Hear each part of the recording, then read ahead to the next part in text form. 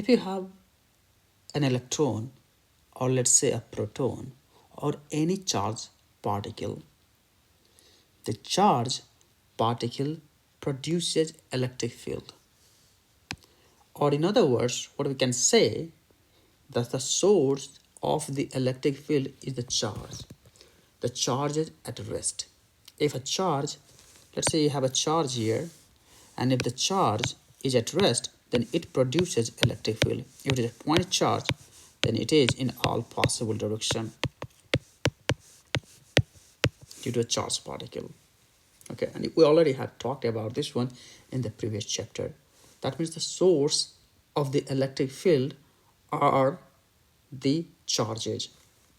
The charge could be at rest, or it could be also in motion. But so far we only talked about the charges which are at rest. But now, if the charged particle, just like electron, proton, or any other charges, if the charged particle are in motion, then those charged particle also produces magnetic field. What does that mean? The source of the magnetic field is the moving charge. The charge must be moving. If it is in motion, then it produces magnetic field. And any moving charge, just like an electron, proton, if it is placed in a magnetic field, then it will experience a force. Okay, the first thing, if you have a charge, and if this charge in motion, if it is moving, then it produces magnetic field. Okay, or if you already have a magnetic field, let's say this is the magnetic field, this direction. If you place a charge here, let's say positive charge, then that will experience a force. Okay, that is written here. Now here I will be talking about how much force a charge will experience if it is under a magnetic field. So let me remind you one thing. If you have an electric field here, let's say this is electric field in this direction. All right, this is electric field. And if this electric field, under this electric field, let's say you have a charge here, the charge Q. Then what is the force acting onto this one? The force acting onto this charge will be Q times E. That means if a charge is placed under electric field, it experiences this force here. This force here. That is the electric force. The same, similarly, if you have a charge in a magnetic field, then if a charge in motion, then it also experiences a force. And the magnitude and the direction of the force is given by this equation here. And this is such an important equation. The FB, the B here stands for the magnetic field. Q here is the charge. V is the velocity of the charged particle, and B is the magnetic field. This multiplication sign here is a cross product. This is not a simple multiplication. This is called the cross product, and I have already posted a video onto the cross product. If you are interested, you may find out what a cross product is. Okay, so, and I'll just explain briefly here what is the cross product means here. So this is the magnitude. This equation 1, tells you the magnitude and the direction of the force. The cross product is, and remember, it has to be already given by V cross B. If you write down B cross B, then that's not correct. If you write down B cross B, then you have to put a negative sign here. So the order is V cross B. In that order, you have to write it down. So when you have cross product,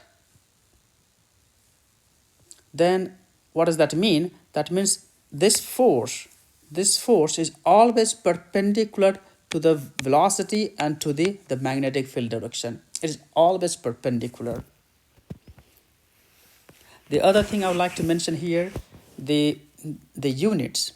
We already know the units of force is the Newton, the unit of charge is Coulomb, the unit of velocity is meter per second, the unit of magnetic field is Tesla. This is the first time I am introducing you the unit of magnetic field. And remember, the SI unit of magnetic field is Tesla. And now coming back to this equation, this V cross B is called a cross product, and mathematically we defined this is VB sine theta. This gives you the magnitude of the force. This gives you the magnitude here, V cross V, VB sine theta. And the theta is the angle between the velocity and the magnetic field direction. So if I plug in this into this equation, then the magnitude of the force is given by Q and V cross B, which is QVB sine theta. Okay, QVB sine theta. So now here comes all the now we have to find out. You see, the force is dependent on the angle theta. It also depends upon the velocity, the magnetic field. What does this equation tell you? That this equation tell you if the charge particle is just sitting there, it's not moving. It's not moving. That means this velocity will be zero. If this velocity is zero, then the force will also be zero. Okay, that's a wonderful thing. That if a charged particle is just sitting in a magnetic field, then there will be no force acting onto the charged particle. Unlike the electric force, if you place a charge in an electric field, even if the charge is at rest, there will be a force acting onto it. But that's not the case with the magnetic field. The magnetic field the magnetic force will only act if the charged particle is in motion. That's what this V stands for. The other important term is the sine theta here. If theta is zero, what does this mean? This means if the charged particle, the direction of the velocity of the charged particle and the direction of the magnetic field are in the same direction, parallel, or it can be even in anti-parallel, or if they are in the same line. If the charged particle and the magnetic field are in the same line, parallel or anti-parallel, then there is no force acting onto it, or the net force will be zero. And you can see here the sine theta equals to 0 is sine theta will be 0 if theta is equal to 0. If theta is 180 degree, then sine theta will again be 0. That means there will be no force acting onto the charged particle if the velocity and the magnetic field are in the same line. If the velocity and magnetic field are some other angle theta, it could be 20 degree, 5 degree, 10 degree, then there is a force acting onto it. And the force, the magnitude of the force is given by this equation here. You see here, Q, VB, this is the magnitude of, this is the charge. This is the velocity magnitude. This is the magnetic field magnitude, and sine theta here. You have to take this sine theta. That's how you find out the magnetic field. So that's the magnitude of the force. Now let's talk about the direction. The direction of the force is always perpendicular to both magnetic field and the velocity vector. It has to be perpendicular to both vectors. So in this case, the force will always perpendicular to the plane, the magnetic field, and the velocity is. So you see here, this is perpendicular to the surface. If I'm writing, let's say, if I'm writing onto the iPad, and let's say this is my velocity and this is my magnetic field direction, then the force will be perpendicular to this one. The way I write down here, perpendicular to the iPad. So the same way here, if this is the velocity and this is the magnetic field, then this is perpendicular to this plane here. Okay. And if the velocity and the magnetic field are 90 degree, then there is a maximum force acting onto this one. And the maximum force is given by QVB, because the sine, if sine theta is 90 degree, then sine 90 degree is 1. So the maximum force that is acting onto a charged particle is QVB, because sine 90 degree will be 1. So this is the maximum force that will act onto a charged particle when it is perpendicular, or when magnetic field and the velocity of the charged particle are mutually perpendicular. And again, in all cases, the force is always perpendicular to the plane that the B and V is, or it is perpendicular to both velocity and the force. Now the question might come that there are two possibilities. The one is the force can go upward or it can go downward. How do I know that? If it is upward or it is downward, right? Even in this case, it can go upward or it can be downward. How do I know that? The way to know is using a right-hand curl rule.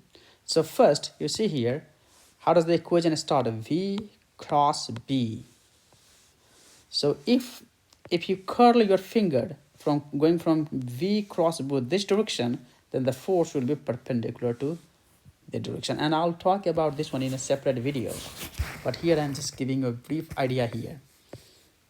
If you want to understand here now, so here is, so let's say this is the velocity direction and this is the magnetic field direction. Okay, and you see here that you have to point your finger along V director and then curl towards the V direction. Then the thumb represents the direction of the force. So if you just curling going from V to B, then your thumb points out in the direction of the force.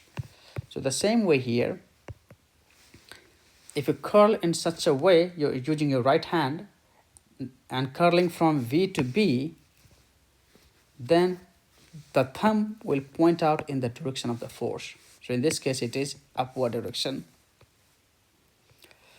And the other two important things is the magnitude of the force is directly proportional to the charge. Greater the charge is, there will be more force. Greater the magnetic field is, in a stronger magnetic field, there will be a stronger force. And greater the velocity is, or the speed here in this case, because this is the magnitude, then there will be the greater force acting onto this one. And the maximum force acts when both the magnetic field and the velocity are 90 degree. And there will be no force if the magnetic field and the velocity are in the same direction. Or if the velocity is 0, then there will be no force. So these are some of the important points I highlighted here. And this is all about the magnetic force and the field. And this force we also call the Lorentz force. Okay, so remember this equation. So this is it from this video. If you have any questions, write down your questions in the comment section below. And do not forget to like, share, and subscribe the channel. Thank you very much.